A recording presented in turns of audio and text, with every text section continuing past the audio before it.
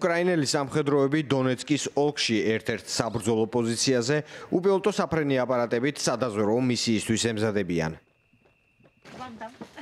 დრონი ჰაერშია და მონაცემებს ბუნკერში გამაგრებულ უკრაინულ შტაბს აწვდის.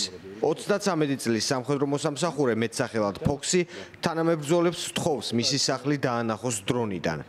იგი იარაღით ხელში 10 წელია ცდილობს დონეცკის ოლქის რუსი ოკუპანტებისგან გათავისუფლებას. Я дивлюсь, як нещодавно там зруйнували мою школу. ვხედავ, როგორ განადგურდა ახლახან ჩემი სკოლა და კულტურის ცენტრი, სადაც ცეკვაზე დავდიოდი. როდესაც ვუყურებ ვიდეოებს, რომლებიც ჩემს ქალაქშია გადაღებული, გული მტკივა. თვალწინ მიდგება ჩემი ცხოვრება, ის დრო, როდესაც პატარა გოგო ვიყავი და ყველაფერი ასეც ძვირფასი იყო ჩემთვის. ფიქრები მეძალება. ეს ძალიან მტკივნეულია. ზოგჯერ ჩვენ დრონით ვზვერავთ გარემოს და მაქვს საშუალება ჩემი სახლისკენ მივმართოთ. ეს ჩემი სახლია, ჩემი მშობლები. სახლი და ვხედავ, როგორ ნადგურდება. Ну, з цього плану там дуже болісно. რამდენიმე კვირის წინ დონეცკის ოლქის ცენტრალურ მიმართულებაზე უკრაინის ერთ-ერთი გამორჩეული დანაყოფის აზოვის მებრძოლები განალაგეს. ფრონტის 1250 კილომეტრიან ზოლზე ყველაზე აქტიური სწორედ ეს მონაკვეთია. კიევმა ერთ დღეში დონეცკის ოლქის ცენტრალურ მიმართულებაზე 80-ზე მეტი რუსული იერიში მოიგერია. აქ რამდენიმე მნიშვნელოვანი დასახლებაა, მაგალითად კრამატორსკი და პოკროვსკი, რომელთა აღების შემთხვევაში რუსეთს შემდგომი წინსვლისთვის კარგი პლაცდარმი ექნება. Всі знаємо прекрасно, що Краматорськ місто. ყველამ ვიცით, რომ კრამატორსკი გორაკაზე მდებარე ქალაქია და ვისაც კრამატორსკი ეკუთვნის, მას ეკუთვნის დონბასი. მათთვის უფრო ადვილია უბრალოდ გვერდი აგვიარონ.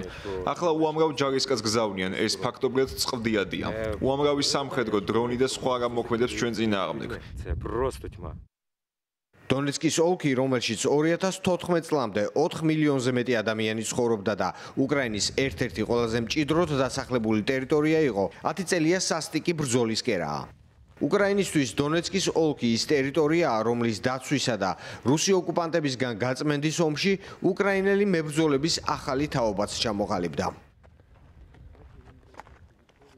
Щоб то все зберегти, იმისთვის რომ ეს ტერიტორია დავიცვათ, ამ ომის საშინელ დეტალებს უნდა ჩავღრმავდეთ.